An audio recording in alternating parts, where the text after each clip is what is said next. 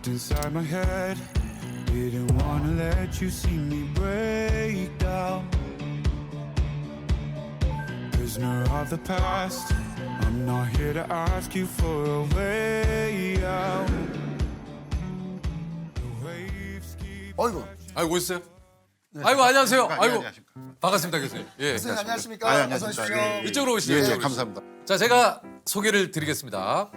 미디어가 우리 정신 건강에 미치는 영향을 알려드립니다. 서강대 신문방송학과 유현재 교수님이십니다. 아유 안녕하세요 예, 반갑습니다. 안녕하십니까. 예. 유현재라고 합니다. 예, 예. 반갑습니다. 이제 오늘 모신 이유는 신문방송학과 교수님이 건강을 연구한다. 예.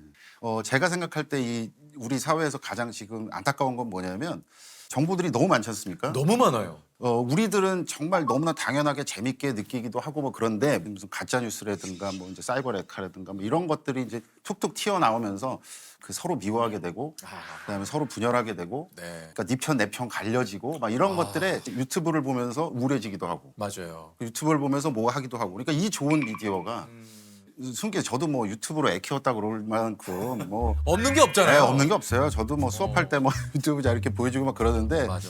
이렇게 하면 이제 순기능인데 역기능들이 꽤 있는 거죠. 그렇죠. 특히 요즘 뭐 가짜 뉴스다, 뭐 허위 뉴스다, 뭐 이제 수많은 정보와 그 진짜 이 걱정, 우려가 좀 커지는 요즘 세상이 아닌가 하는 생각이 드는데. 가짜 뉴스가 많이 퍼지고 이것 때문에 큰일 났다라고 얘기를 하잖아요. 제가 생각하기에 가장 큰 부작용은 뭐냐면 요만큼의 팩트가 있어요. 그럼 그걸 본인의 뇌피셜과 그다음에 뭔가 본인을 지지하는 어떤 듣고 싶은 말들 그걸 이렇게 섞으면 제일 위험한 게 저는 속는 뉴스라고 생각합니다. 속는 뉴스요. 섞어버리는 진실을 뉴스입니다. 그러니까 아예 진실이 없는 게 아니라 있고. 그렇죠. 예. 그렇죠. 아. 우리가 예전에 생각했던 뭐 유언비어라든가 가짜뉴스라든가 그런 거 생각해 보면 요만큼의 이게 뭔가 끄트머리가 있어요. 그러니까 그럴 법하다 뭐 이런 거 있지 않습니까? 그러면 그걸로 이렇게 해보면 제가 가장 싫어하는 속담 중에 하나인데 아니 땡굴뚝에 연기 날까. 그런 얘기를 많이 하잖아요. 그렇지 않게 되는 거예요. 예. 근데 그 가짜 뉴스랑 속는 뉴스가 돈이 되는 시대가 돼버린 거예요. 맞아요. 이게 이제 클릭 수, 조회수 이것이 이제 결국은 수익으로 연결되지 않습니까? 그러다 보니 썸네일이라고 하죠. 정말 자극적으로 변했어요. 시썸이라고도 많이 하잖아요. 대중들은 당연히 반응을 하죠. 일상에 바쁘니까. 그러면 그냥 자극적인 썸네일 보고 뭐 이러고 그리고 뭐 예를 들어서 그 뭐 썸네일이 이런 거 헤드라인에 뭐 연예인 부부 잘 사나 했더니 그런 거 많아요. 클릭을 하죠? 잘 산다. 15년째 잘 산다. 15년째. 뭐 어쩌라고 그러고 뭐 유명 정치 낮 12시에 뭐 하나 봤더니 밥 먹더라. 그것도 여의도에서. 아니 근데 그런 게 한두 개가 아니에요. 그러니까 문제는 그거죠. 그렇게 몰아가도 유튜버는 돈을 줘요. 유튜브는. 그러니까 그게 돈이 되는 사회가 있으니까 답답한 거죠. 이게 참 그러다 보면 이게 뭔가 하향 평준화가 되기도 하고 전부 다 그렇게 밝혀지기 시작하면 그러면 그분들의 재료는 뭘까 생각해 보면 뭐랄까 크리에이티비티가 아니에요. 그러니까 이렇게 해서 우리가 이제 뭐 아이디어를 내서 이런 게 아니라 혐오, 미움, 분열 이런 것들이 그분들의 재료인 거예요. 그렇죠. 혐오, 미움 이런 것들이 발화력이 어마어마합니다. 맞습니다. 그러니까 그러면 뭔가 또 클릭 막 이러면 그게 또 돈이 되고 그러니까 이게 계속 악순환이 돼서 제가 이제 혐오 비즈니스라는 말을 좀 썼는데요.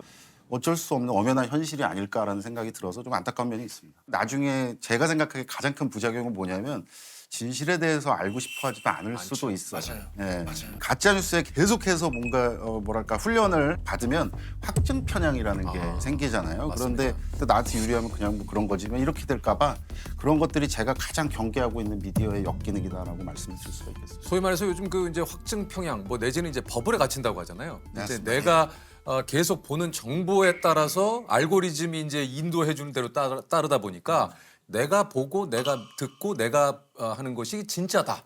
나머지는 사실 믿지 않는. 사실 누군가는 알고리즘이 뭐 그 진짜 뭐 지금 21세기에 나온 발명품 중에 최고다라고 하는데 맞죠? 기업 측면에서는. 그렇죠.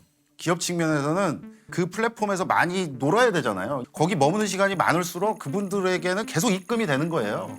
그러니까 기업 입장에서는 너무너무 완벽한 시스템이죠. 그런데 그게 어쩌면 알고리즘이란 게 아까 우리가 그 얘기를 나눴던 다양성을 정말 송두리째 뺏어버리는 괴물 같은 시스템이 될 수도 있는 거예요. 맞아요. 요즘 그 제가 책을 하나 봤는데 그 얘기가 좀 눈에 들어오더라고요.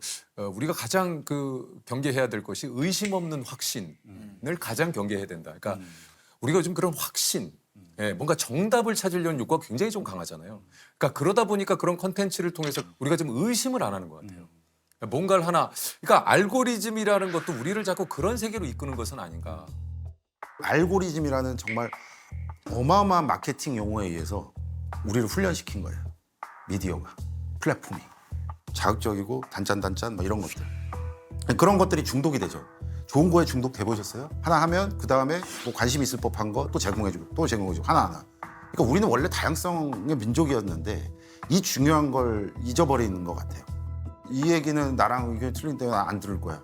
그 어차피 미디어는 원래 그런 거 아니야 라고 생각하는 순간 타협은 없어요. 지금 저는 굉장히 중요한 골든타임이라고 생각해요. 저는 가끔 꺼요. 알고리즘.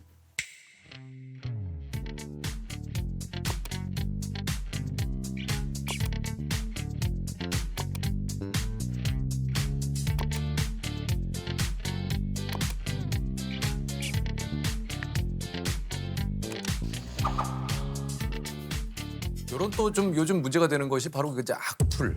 예. 이게 이제 뭐 도를 이제 넘는 악플들이 정말 많잖아요. 이게 이제 악의적이고.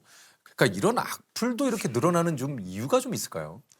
그러니까 저는 일종의 그 대중이 그 뭐랄까 게임을 하고 있는 게 아닌가? 그러니까 게임이 뭐 몰지각한 유튜버나 사이버 레카들이 공격 대상을 정해주잖아요. 그러면 일반 대중들은 아 내가 그러면 저 사람을 공격해도 된다라는 어떤 그런 가치 판단을 하게 될 수밖에 없나 봐요. 그러면 정말 본인이 할 수 있는 모든 이걸 해서 제일 모욕적인 말을 누군가 상대 타겟이 정해지면 그분들한테 하는 것 같아요. 근데 그게 실명이라도 그럴까? 혹은 오프라인에서 그분들을 만났을 때 그렇게 할 수 있을까? 이 말씀을 좀 드리고 싶은 게요. 한나 아렌트라는 철학자가 이제 악의 평범성이라는 얘기를 했어요. 근데 그 악의 평범성이라는 게 어떤 거냐면 뿔 달린 사람이 어마어마한 사람이 그렇게 배설 수준의 누군가를 상처를 주고 막 이런 게 아닌 거예요. 악을 퍼뜨리는 사람은 지극히 평범하다. 그리고 당신도 될 수 있고 나도 될 수 있다. 어떤 상황에 처하게 되면 굉장히 평범한 악이 모여서 어마어마한 악이 된다라는 거예요. 근데 댓글이 너무 험하게 그러니까 배설 수준으로 나온 분들을 만약에 잡아서 물어보면 둘 중에 하나 답입니다. 나만 그랬어? 그리고 내가 진짜로 때렸냐 그 사람? 근데 아까 제가 말씀드렸던 것처럼 지금 이런 우리 같은 초연결 사회에서는 온라인에서 공격하는 게 훨씬 더 타격감이 셉니다. 맞아요. 그러니까 저는 이런 부분을 좀 반영을 해서 미디어와 관련된 규정이 빨리 좀 우리나라에만 있는 법을 좀 보고 싶어요. 네, 맞아요. 사실 유튜브 그다음에 SNS 이런 관련 어떤 제한을 두는 법들을 저한테 인터뷰가 들어오면 저는 항상 유럽 예를 들게 되는 거예요. 유럽엔 있어요. 있어요? 그러니까 벌금을 어느 정도 규모냐면 뭐 700억. 그리고 24시간 내에 뭔가 조치 취할 것. 뭐 이렇게 되는 겁니다. 사회의 경종을 들으면. 이거는 정말 우리 사회에서 받아들일 수 없는 죄야. 그리고 이건 뭐 표현의 자유나 이런 숭고한 가치를 들이대면 안 돼. 라고 해서 국가에서 뭔가 제한을 두는 거예요. 그래서 저는 그런 법들이 좀 촘촘히 좀 만들어졌으면 좋겠다라는 생각이 좀 들고요. 우리가 그런 국내법을 마련하고 유튜브에 약간 특별 요구를 할 수도 있을 겁니다. 왜 그러냐면 현실은 우리나라가 뭐 전 세계에서 거의 유튜브를 가장 많이 쓰는 국가 중에 하나고 유튜브가 우리나라에서 벌어가는 돈도 많고 그러면 책임성을 요구하는 거죠. 당연히 할 수 있겠죠. 또 참 뭐 이런 얘기 어떨지 모르겠습니다. 저는 늘 얘기 드립니다. 악플이 그걸 그냥 감내해야 된다고 생각하지 않아요. 좀 그런 안타까운 일이 생길 때도 그렇습니다만 그런 악플을 그냥 감내하고 그냥 당연히 받아들여야 되는 것으로 인식하는 것이 너무 슬프고 가슴이 아파요. 도대체 그 욕을 어떻게 감당을 해요? 맞아요. 그 자살 정구 증상으로서 오는 게 이제 무력감이거든요. 뭘 어떻게 해도 나는 안 될 것 같아요. 근데 그런 슬픔을 느끼면 정말 뭐 어떤 감정이 될지는 우리가 다 안타깝게 생각하잖아요. 예. 저는 유가족이에요. 그러니까 형이 친형이 친형이 이제 이제 극단적 선택을 했죠. 이게 아마 뭐 저를 아시는 분들은 아마 이 방송을 보면 좀 놀랄 수도 있는데, 그러니까 제가 이제 그 미국에서 교수를 할 때 이제 그 형이 이제 그런 선택을 했다는 얘기를 듣게 됐어요. 그때 뭐 예상은 하시겠지만 2, 3년 동안은 그냥 멍했어요. 멍하고 이렇게 시간이 지나도 요즘 이 인간이 왜 전화를 안 하지? 막 이런 착각을 할 정도로 그러니까 너무 이상하게 살았던 거죠.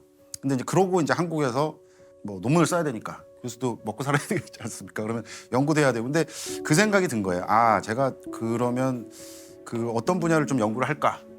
그런데 제가 이제 그 자살이라는 게 제가 너무 아프게 다가오니까 아, 이것과 미디어에서 뭔가 연결이 안 될까라는 생각을 우연히 했는데 예를 들면 그 자살을 보도함에 있어서 너무 자극적으로 한다거나 아니면 그게 우리나라 자살률이 세계 1위인데 너무 감성적으로 그걸 풀어서 뭔가 베르테르 효과가 나오게 만든다든가 그리고 용어가 예를 들면 동반 자살이라는 말이 나와서 제가 너무 살기가 힘들어서 제 아들이랑 같이 가겠다고 하면 그러고 자살을 했다 그러면 그게 어떻게 동반 자살이냐. 그렇죠. 그건 살해 후 자살이지.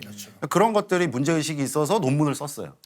그랬더니 이제 그 다음에 이제 도와주셨잖아요. 예전에 기억나실 네. 거예요. 그 자살 예방 캠페인. 아, 예. 그거 저가 같이 한 거예요. 아, 그러셨군요. 그래도 오늘 나온다 그러길래 제가 유석 선생님한테 좀 감사를 아, 할게 아닙니다. 7, 8년 전에 예. 그런 예방 활동 미디어 뭐 이런 거를 하는데 아, 이게 진짜 어마어마한 연예인이 좀 했으면 좋겠다라고 해서 연락이 갔는데 선생님 해주신다고 했다는 거예요. 그래서 그때 사실 저희끼리 막 진짜 울컥했어요. 얼마 전에도 그런 뭐 이 사건이 좀 있었지 않습니까? 그럼 연예인 자살하고 그러면 그래서 이제 그 우리 사회에는 사실 그 자살 뭐 콘텐츠 가이드라인 이런 것들도 마련을 해놓기는 해놨습니다. 작년에 보건복지부 그리고 현직 뭐 기자님들 변호사 이렇게 다 모여서 자살 예방 보도 준칙 4.0 이렇게 해서 예방을 넣었어요. 자살 사건이 벌어졌을 때 그렇게 자극적으로 막 해서 아이들이 쉽게 볼 수 있게 이렇게 흩뿌려 놓지 말자라는 게 첫 번째 겁니다. 그리고 또 하나는 원칙은 이제 도구나 방법을 밝히지 말자. 이거는 사실은 전통적인 거예요. 왜 그러냐면 그게 학습이 되거든요. 그다음에 또 하나가 유가족 보호합시다. 1년에 우리나라에서 자살을 하시는 분이 14,000명. 생각해보면 한 30몇 분마다 한 분씩 돌아가세요. 근데 그렇게 계산해 보잖아요. 유가족 많아요. 주변에. 근데 그분들한테 가서 인터뷰하고 그리고 망자가 남긴 유서 공개하고 그리고 계속 전화하고 그러니까 뭐 일부긴 합니다만은 사망이 벌어져도 놔주지 않아요. 왜 그러냐면 돈이 되니까. 치유는 안 돼요. 그 형 죽은 다음에 정말 계속해서 저도 모르게 핸드폰을 보면서 내가 먼저 전화해볼까? 막 이러면서 실제로 전화를 해보기도 하고 막 그랬죠. 그런데 그게 저만 그랬겠어요? 많은 유가족들이 그랬죠. 뭔가 유가족에 대한 예의 그리고 또 다른 자살을 막을 수 있는 어떤 예방 차원에서 그렇게 괴롭히지 말자는 거예요. 그런 위기에 처했을 때 어떻게 도움을 받을까? 그런 정보를 제공하자.